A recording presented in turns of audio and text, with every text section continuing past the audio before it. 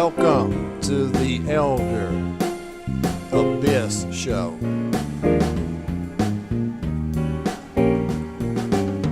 For talking videos, it's the place to go.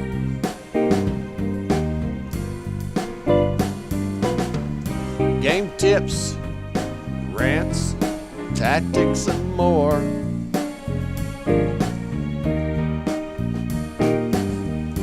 What you'll find here, you can never be sure.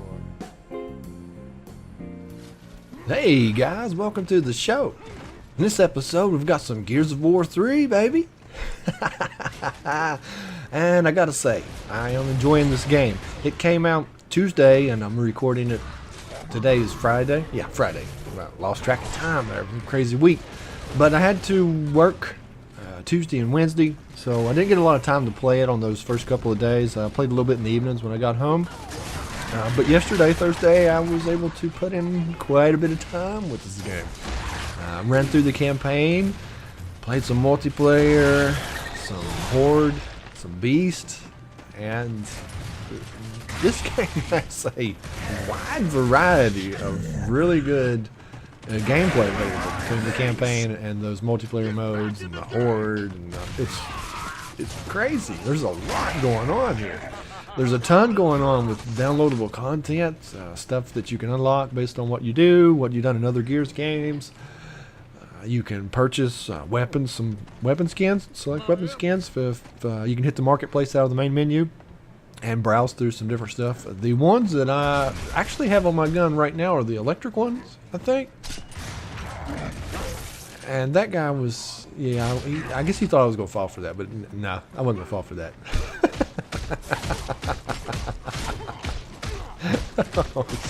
Love the executions in this game. The executions are, they're pure joy. Each weapon has its own execution, and then you've got that little, hands-on version there with the cogs doing the punch out, and the Locust team will do the arm rip and beat down. So those are always good fun. Classy way to finish out the round. So good times. But what we've got with Gears, like I said, it took me a couple days to get y'all a video of this out because, I'm going to explain all that. But I wanted to hit with you guys about some of the basic impression I've got with the game and some of the stuff that I am thinking about trying to do to put together for video content for this game. So basic impressions, wow, where do I begin? Like I said, there's so much going on. So campaign. Like I said, I ran through campaign, got the hardcore. Still got to go back and get my insane. So I don't know if I'll be able to do the insane solo. I'm gonna try it solo. I'll manage the hardcore solo without much problem. So I'm gonna give that a try. I want to do that. But the campaign itself was pretty damn good. It'll hit you like a ton of bricks at moments. If you are a Gears fan and you've really been into the lineage of this story, from 1 to 2 and now 3. If you're just getting into Gears, then it's probably going to be a good campaign, but you're not going to really get the depth of what's going on and the sheer impact of some of the events. But if you're a gearhead, then you know what it's just play it. It's crazy. It's pretty good, and it's a roller coaster ride. It really is. It really is. But they've done a good job putting it together. The story, it tells its story well. Between the animations, the voice acting, it's just well done. It is surprisingly well done, in fact. So I was real pleased with the campaign. Looking forward to that insane run through. Try to line that up sometime this week. Do that. Let's see. We'll save the big one for last. So let's talk about Beast. Let's talk about Beast, baby. Okay. So Beast. Beast is the mode where you actually play as the Locust, and you're fighting enemy or COG AI. There's a set number of cog at every wave, and then they have heroes, and the heroes are the guys from the storyline. Basically, the guys that you can play in multiplayer for the cog side. It randomly puts those in at heroes. It starts off with like 1 or 2, and then it'll get to the point there's like 6 or 8 heroes on up in there. It's a 12 wave game type, so it takes 12 waves, you'll beat it. Works a little different than Horde though. It's kind of inverse almost. The way Beast works is you start off, you've got a little bit of money and a little bit of time. Basically, you get a time allotment for every cog that your team kills, and you have to kill all the cog before the time runs out. Before you run out of time to make it to the next wave.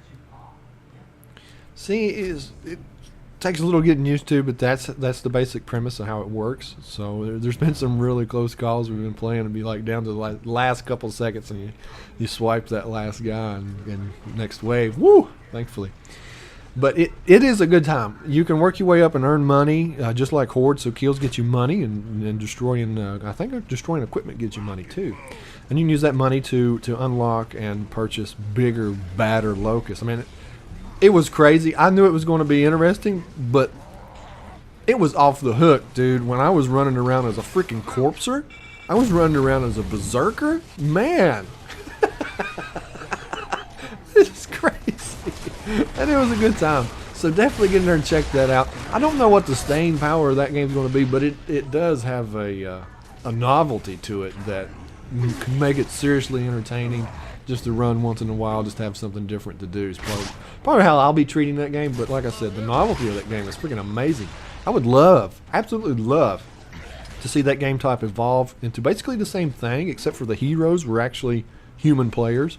Even if it had to be a private match thing, if I could get, say, 8 of me or 7 of my buddies and myself together, so 8 of us, or even 10, and have 4 or 5 locusts, and the other guys play the heroes on the cog. Man, that would be so fun.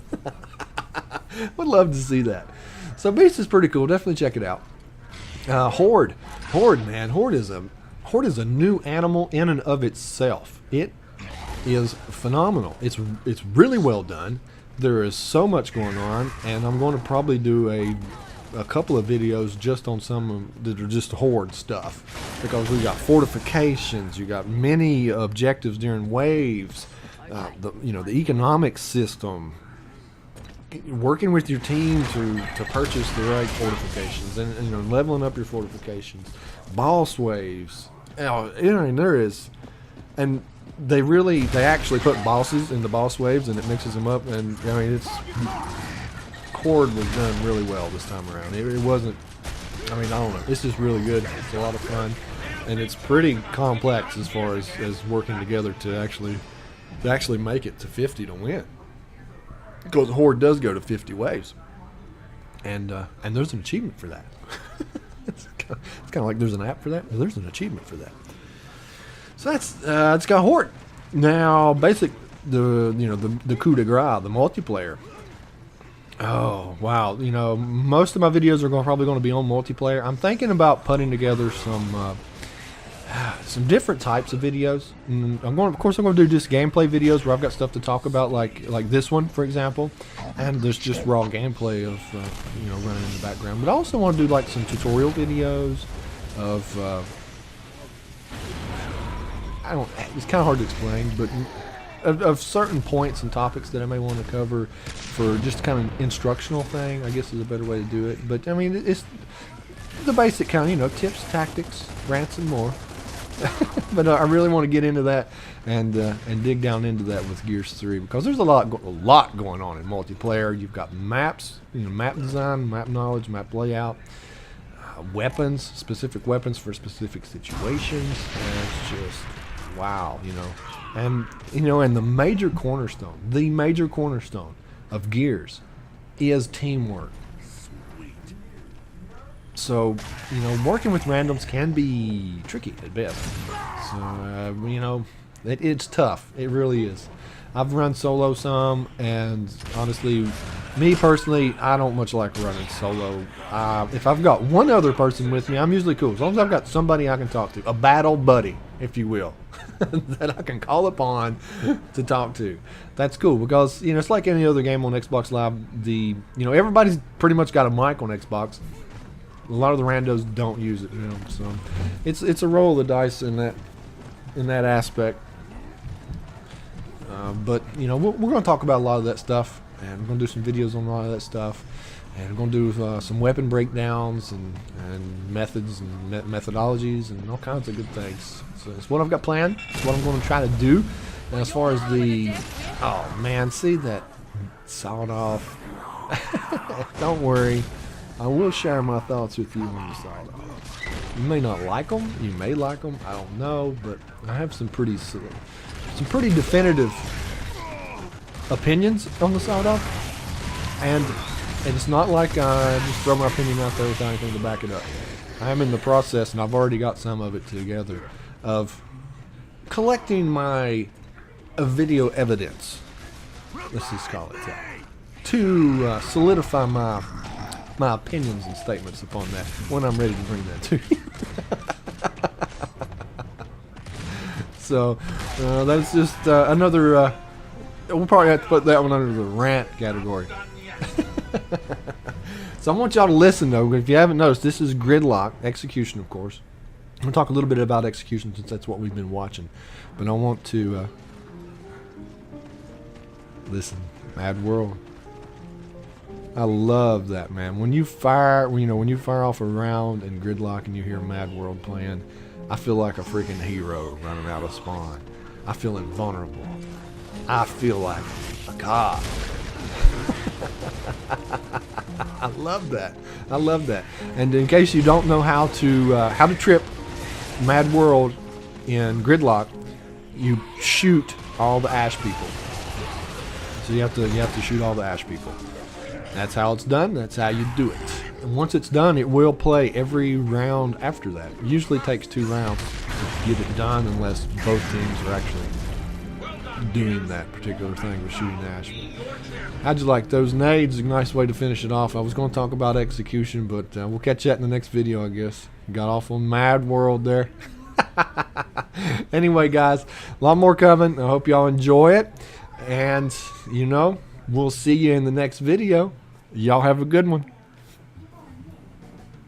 'Cause in the end, you've already been told.